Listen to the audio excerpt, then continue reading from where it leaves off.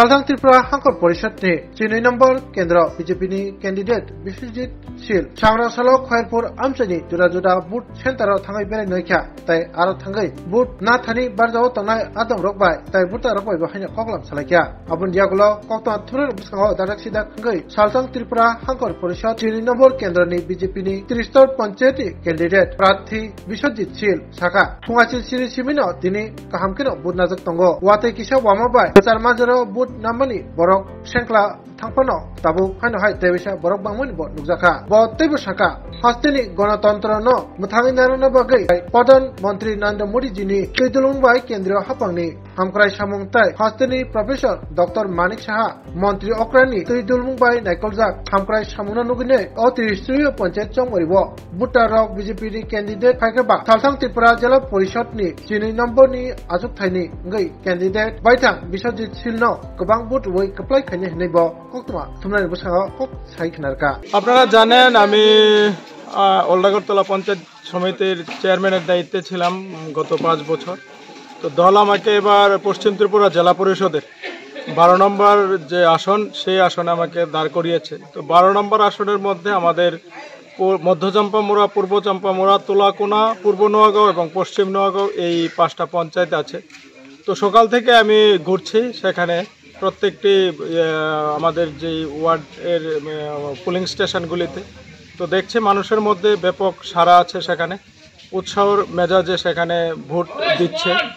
তো ভোট হচ্ছে শান্তিপূর্ণভাবে, সবাই মানে এগিয়ে আসছে দলমত নির্বিশেষে, সবাই শান্তিপূর্ণভাবে তাদের ভোটাধিকার প্রয়োগ করছে।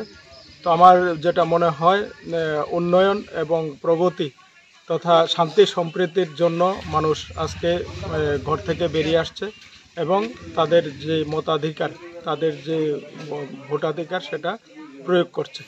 বিরোধীদের উদ্দেশ্যে কি বার্তা থাকবে আপনার? আমি আগেও বলেছিলাম যে বিরোধীরা তাদের প্রার্থী খুঁজে পায়নি, তার জন্য পঞ্চায়েত এবং পঞ্চায়েত সমিতিতে আমরা বিনা প্রতিদ্বন্দ্বিতায় জয়ী হয়েছি।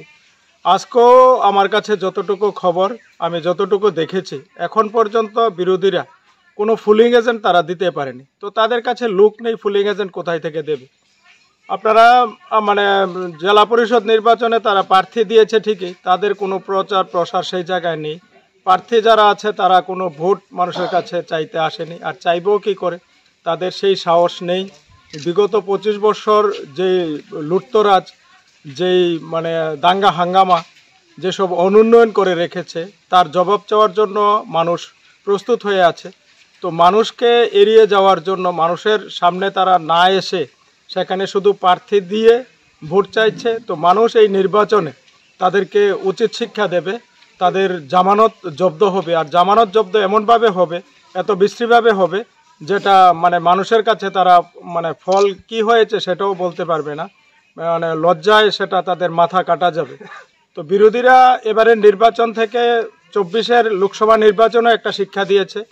এবার যে 24-এর পঞ্চায়েত নির্বাচন, সেই নির্বাচনে তারা আরও শিক্ষা পাবে এবং গণতান্ত্রিক পদ্ধতিতে তাদের কবর হয়ে যাবে।